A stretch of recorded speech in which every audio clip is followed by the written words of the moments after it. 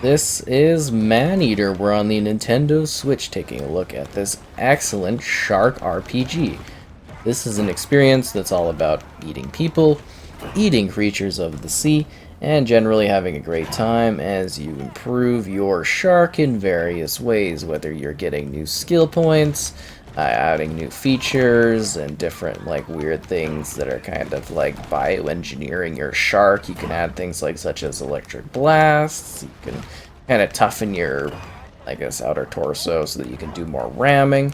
There are a lot of different options in regards to improving your shark and dealing with all of the various problems that are going to come with that. You're growing your, infamousy in regards to the various hunters and people that you're taking down, and it's a story of revenge. Basically, your parental shark was, kind of killed and everything, and now you've got a taste for blood, and it's you versus this reality show host and all of these other big fishers that are sort of almost a part of that.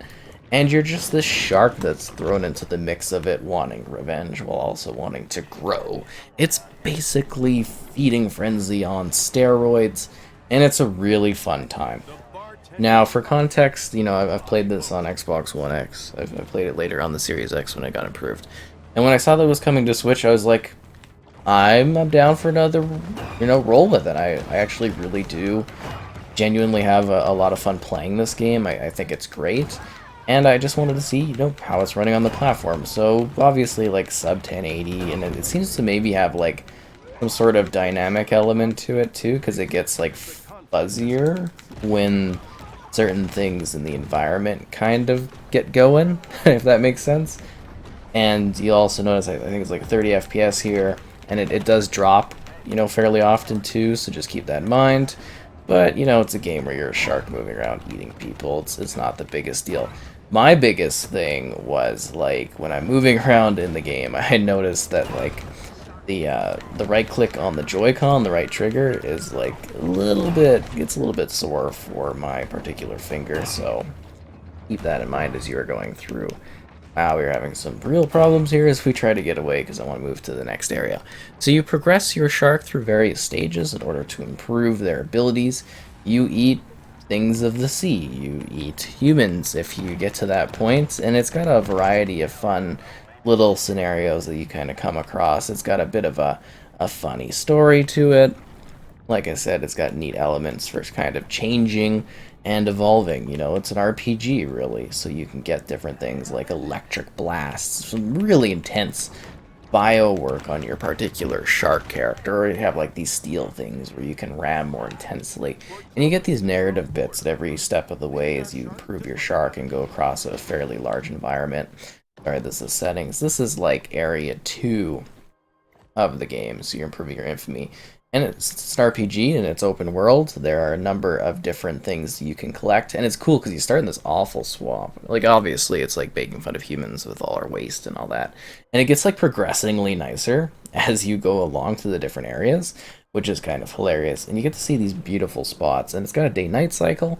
And I think for the most part, they've actually kind of brought in the entirety of the Maneater experience over to this. You do get a number of like loading screens and stuff that I don't really remember there being loading screens in the past on other platforms or as much, but on the Switch to make it possible. That's just how it goes. And obviously, the cinematics are like way toned down resolution wise, which makes sense because it's on the Switch. It does actually look really, really good handheld too, because I was watching some stuff and playing it as well beforehand. But yeah, now this is a great spot because we're now visiting the new grotto area. But you kind of go to your spot every once in a while, and you improve your shark, and you get bigger and bigger, and like feeding frenzy on steroids, like I mentioned. You're just constantly becoming a more and more of an alpha shark out there, and you're eating bigger and bigger creatures and taking on more and more humans. And it's got like a GTA level when it comes to like how you basically kind of fight off the humans. They become more and more alerted to your presence, and obviously the humans don't like a shark coming around munching on their other fellow humans that much, right? That's a bit of an issue too that you have to deal with. Oh, there's a lot of humans on that beach. They're all juicy. But yeah, like I said, open world experience, and it seems like, even background geometry-wise, it seems like it's almost all here. Just toned down significantly when it comes to the actual like resolution quality.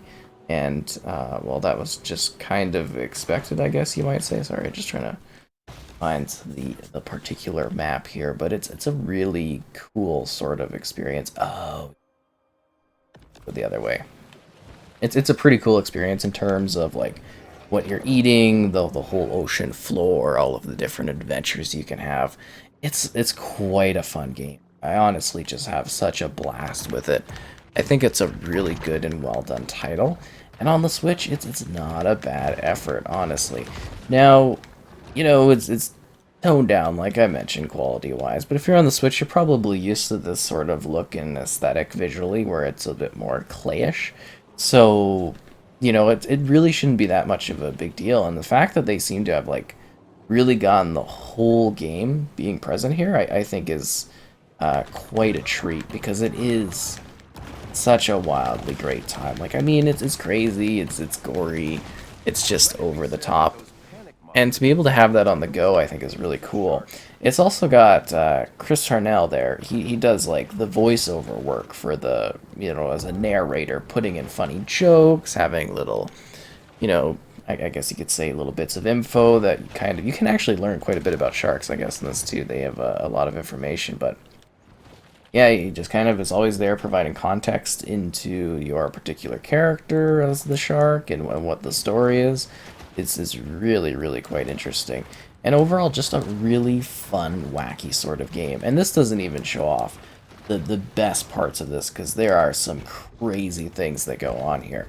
And you know, you got the cool movement of your shark, and you go to these different areas. This is a lot more like a vacation spot, so like, you know, every area you go to, obviously, as you level, there's going to be more and more things for you to attack at different levels and tiers of things for you to battle. And you get these different quests, main quests, side quests, as you go to each spot. Now you're seeing, like, the water's a lot cleaner, it's a lot nicer. You're going to kind of witness different things along the way, and then you've got these, like, home bases where you, again, kind of customize and improve your shark. You do that every once in a while as you level up. It just has quite a bit of content to it. And like I said, it's lots of fun. It's just so, like, weird and straightforward. Like, sometimes you can eat things that are really big and you get, like, chunks of them, and there's, like, boss enemy fish type things. You know, sort of like crocodiles or barracudas. You just get, like, a wide range of different creatures that you have to fight and battle along the way in order to, you know, really amp your sharkness up. And this is just like even a tease of the full scope of how fun this is. It really is just like such a wacky experience.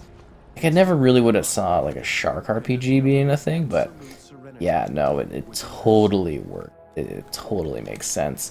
And, you know, I originally saw this at the E3 reveal, and I was like, Maneater. I was like, this is like some kind of shooter or something, or some kind of... I had no idea what it was, and I got in there, and I'm like, it's about sharks. And I was like, what? It was just like the goriest E3 presentation I've ever seen.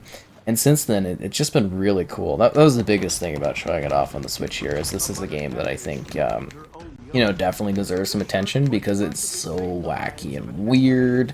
And it's fun, and just seeing the difference of it between platforms, I think is kind of cool. And like I said, you can really customize your shark as you progress, and you take on different challenges, and kind of like, you know, level up in that. And it's just got like the wackiest sort of scenario. Sorry, we gotta get to a better spot. It's a little bit awkward to get humans sometimes, because your oxygen level is like depleting and stuff all the time, so you gotta, you know, keep kind of going back into the water, which can be a bit of a pain. But like I said, the game is just nuts. Don't take anything too seriously in this one. It's about fun, it's about joking around, it's about being a goddamn shark that's out for human blood because it wants revenge. And it just, it hits the mark in that regard, at least for me, being fun. Now, it might be a little, you know, kind of simplistic in what you're doing and that, and, you know, it's not the smoothest experience on the Switch, just in regards to, you know, performance and that, but it's still a really fun time. And I think on the platform, you might find value in the fact that it is, you know, that whole experience here brought over. All of the action, all of the shark intensity, all available on the platform and ready to let you have a, well, unleash your inner Jaws.